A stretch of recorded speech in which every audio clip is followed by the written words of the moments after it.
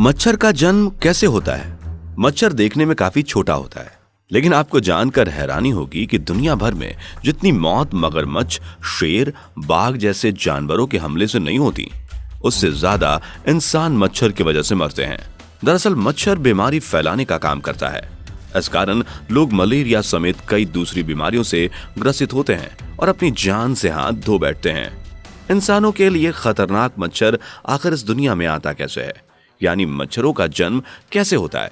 चलिए जानते हैं सब कुछ इस वीडियो में आगे।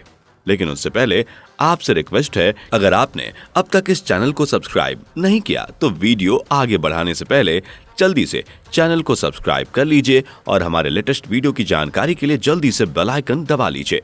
दोस्तों, मच्छरों के भी जन्म की प्रक्रिया की शुरुआत मेल और फीमेल मच्छर के मिलन से शुरू होता है। हालांकि फीमेल मच्छर को हर बार अंडे देने के लिए मेल मच्छरों से मिलने की जरूरत नहीं होती, बल्कि एक मीटिंग के बाद एक फीमेल मच्छर 100 से 500 अंडे दे सकती है। हालांकि एवरेज मच्छर अपने जीवन काल में 200 अंडे तक देती है।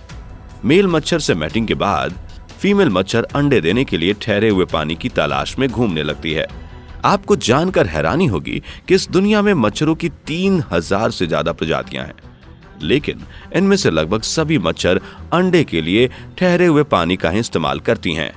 अगर ठहरा हुआ पानी नहीं मिलता तो मच्छर सूखे जगह पर अंडे दे सकते हैं। हालांकि सूखे जगह पर दिए गए ज्यादातर अंडे नष्ट हो जाते हैं।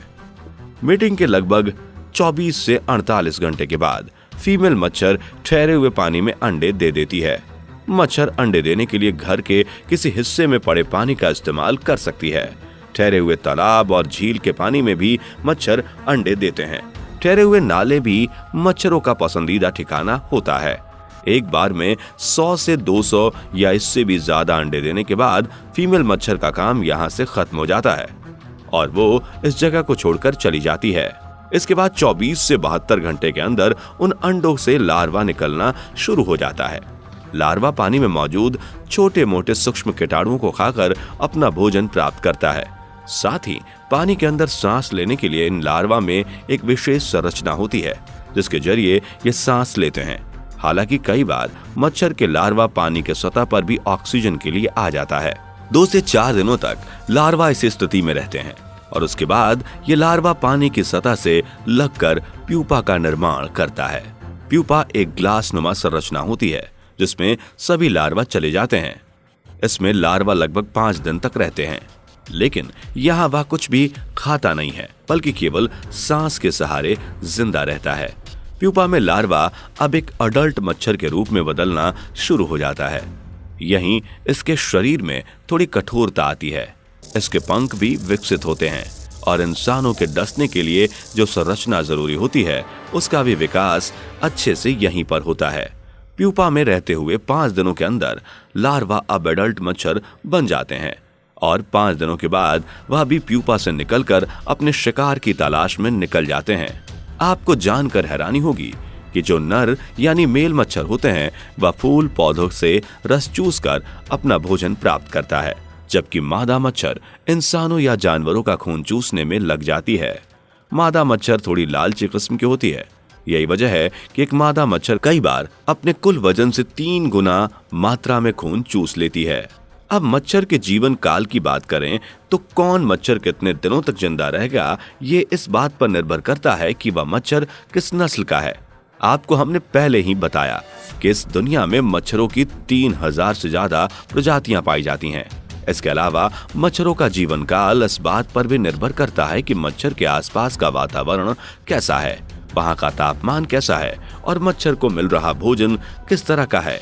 अमूमन मच्छरों का जीवन काल कुछ दिनों से लेकर 2 हफ्तों तक हो सकता है। हालांकि कुछ मामले में मच्छरों के अनुकूल वातावरण पाए जाने पर मच्छरों का जीवन काल 1 महीने तक भी देखा गया है। वैसे काफी लोगों को ये लगता है कि संसार में मच्छर सबसे व्यर्थ जीव हैं, लेकिन वैज्ञानिकों के अनुसार अगर इस संसार से मच्छरों को नष्ट कर दिया जाए तो पृथ्वी पर असंतुलन की स्थिति पैदा हो जाएगी और इसका प्रतिकूल प्रभाव इंसानों की जिंदगी पर भी पड़ सकता है।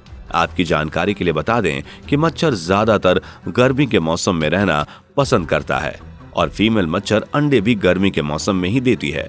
यही वजह है कि गर्मी के दिनों में मच्छरों की संख्या बहुत ज्यादा बढ़ जाती है और जब ठंड आता है तो मच्छर दिखाई नहीं पड़ता। दोस्तों, मच्छरों के बारे में ये जानकारी आपको कैसी लगी? कमेंट बॉक्स में कमेंट करके जरूर बताएं। वीडियो अच्छी लगी हो तो इसे लाइक और शेयर करें। ऐसी अमेजिंग जानकारी के लिए इस चैनल को सब्सक्राइब कर लें और दिख रहे बेल आइकन को दबाकर नोटिफिकेशन भी ऑन कर लें, ताकि जब हम नई वीडियो अपलोड करें तो उसकी जानकारी आपको सबसे पहले मिल जाए और आपसे हमारी एक भी नई वीडियो मिस ना हो। धन्यवाद।